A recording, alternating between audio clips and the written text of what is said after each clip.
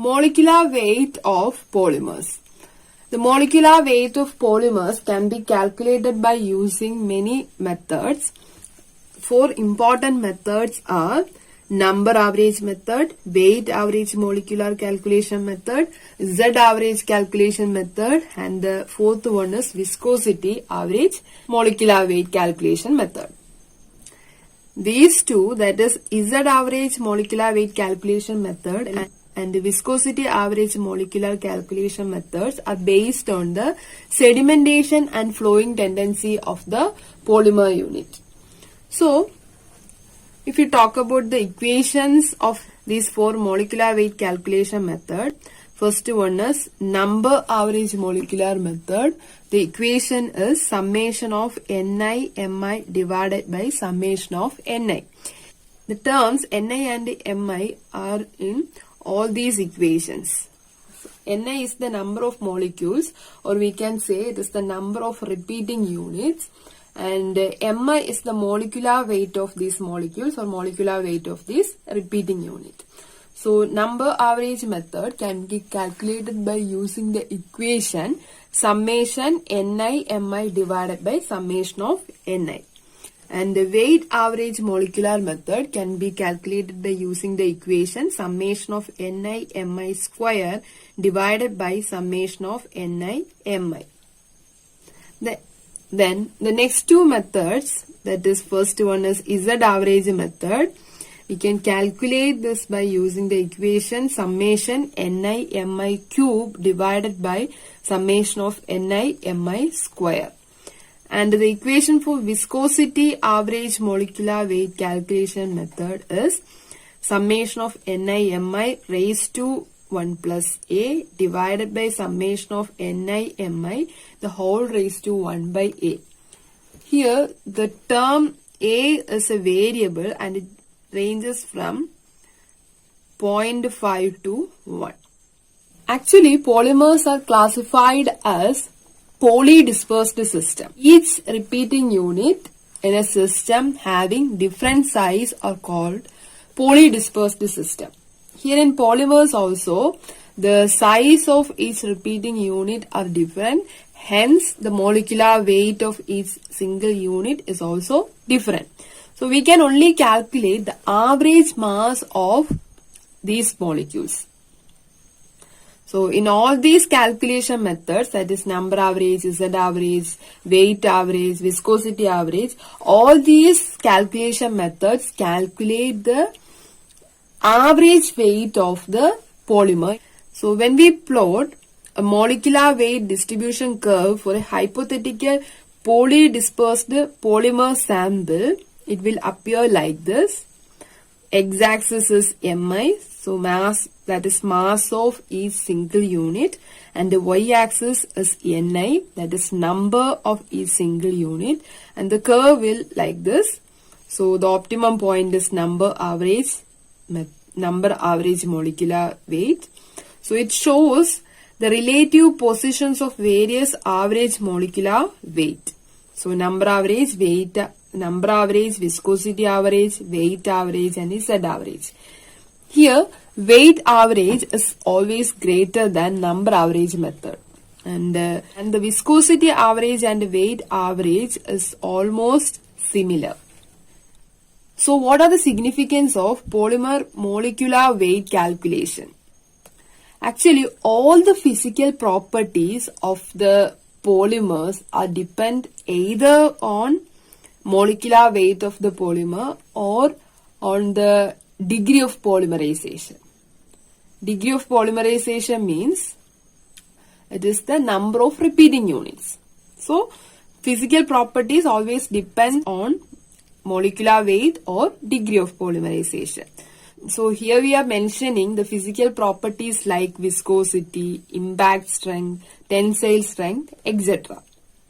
So, if we specifically say the dependence of impact strength and tensile strength with molecular weight of the polymer, impact strength and tensile strength always increases with the molecular weight. This is the graph which showing the relation of molecular weight with the degree of polymerization. So tensile strength and impact strength increases with molecular weight. Then after a particular point, it levels off. And this curvature region is the significant area to study the molecular properties of the polymer. Then the melt viscosity graph. Melt viscosity also increases with the molecular mass or also increases with the degree of polymerization. So here in melt viscosity, the difference from the impact strength or tensile strength graph is that in lower molecular weight region, the graph increases steeply. The melt viscosity increases steeply in the lesser molecular weight region. Up to this, we were talking about the graphs which showing either tensile strength, impact strength or melt strength. This is the generalized graph of polymers. It shows the relation of degree of polymerization or molecular weight with the physical properties. So we can draw a graph like this. Here x-axis is dP, degree of polymerization, or we can also use molecular weight, and in y-axis we are plotting molecular strength. So a graph will appear like this. This showing the variation of physical properties with the molecular mass. So we can use this graph for all type of polymers. But the curvature and the values shown in the graph will vary from polymer to polymer. So here we'll get a graph like this, and the value, this gap is the threshold value, and this threshold value is the value below which the polymer does not possess any strength and exists as a friable powder or as liquid resin. That means this is the minimum value a compound have to possess to show the properties of a polymer. So below this point, or if the material do not have this threshold value, then it will not act as a polymer. Instead of acting as a polymer, it may exist as friable powder or liquid resin, etc. And every polymer has a threshold value for its dP. That means the threshold value of the polymers differ from one another. And it depends on the degree of polymerization or molecular weight of that particular polymer. Threshold dP value varies from one polymer to another. And here is a value x. This is a knee portion of the curve at which degree of polymerization value attains more or less full strength. That is, at this point or after this point, this polymer either show the maximum values of these physical properties, or it shows the least values of this strength. So this is all about the significance of molecular weight calculation. Now we can write the relation of molecular weight and degree of polymerization. We know degree of polymerization is the number of repeated unit in a polymer, and molecular mass of the whole polymer equal to degree of polymerization into m. That is, molecular mass of the polymer equal to degree of polymerization into molecular weight of the repeating units. So this is the molecular weight of a single unit. If you multiply the molecular weight of a single repeating unit with the number of repeating units, we will get the total mass of the polymer. Same as that of the molecular weight calculation, here also different equations are there. That is, different types of degree of polymerizations are there. The first one is number average degree of polymerization, or we can write it as dP bar n. Here dP bar n, or number average degree of polymerization, equal to summation of Ni dPi divided by summation of Ni. And the weight average degree of polymerization can be written as dP bar W equal to summation of Ni dPi square divided by summation of Ni dPi. Now we are going to talk about the methods which are used to measure the molecular weight of a polymer. So different molecular weights are there. So different molecular weight calculation methods are also there.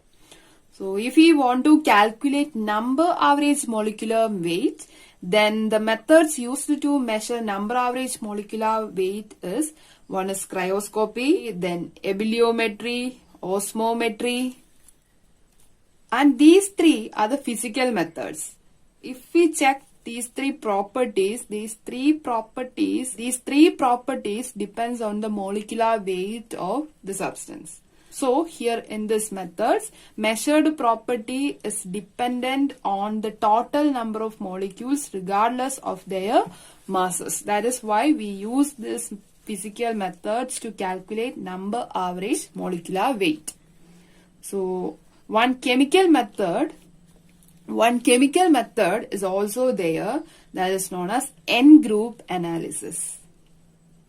Then if we want to calculate the weight average molecular mass of the polymer, then we can use these two methods. First one is light scattering method and the second one is ultracentrifugation. Then if you want to calculate the viscosity average molecular mass, then we can use viscometry. So in all these methods, the measured quantity depends on the concentration.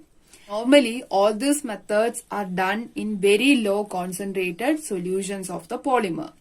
Then only we will get the accurate molecular weight of the polymer. So first one is cryoscopy. The principle of cryoscopy is the depression of freezing point by the addition of a solute. That is, we know the addition of a solute into a solution causes the depression of freezing point of the solution. So this is the basic principle of cryoscopy. So we know this is a colligative property, that is these properties. Actually, all the methods which we are using to find out the number average molecular weight of polymer is based on the colligative properties. So here it is based on depression of freezing point.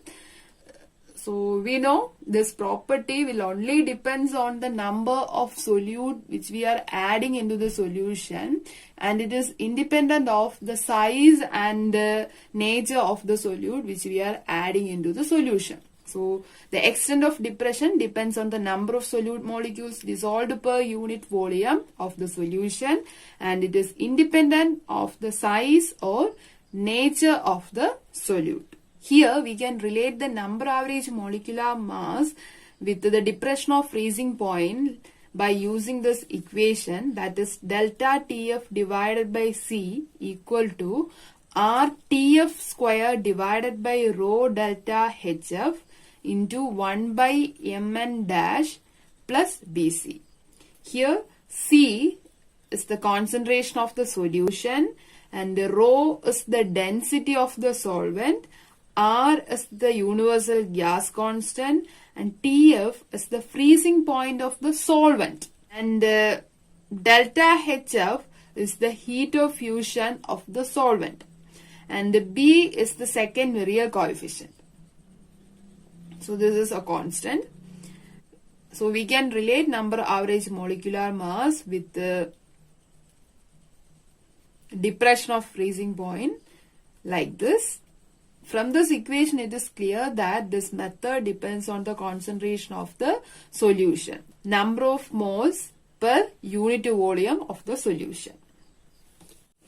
So here in cryoscopy, the freezing point of pure solvent and very dilute solutions of polymer in different concentrations are determined by using standard methods. So in cryoscopic method, freezing point of the pure solvent and the solution, that is solvent mixed with our polymer, is measured by using simple methods, and the freezing point of different concentrations of the same solution is determined by using the same method.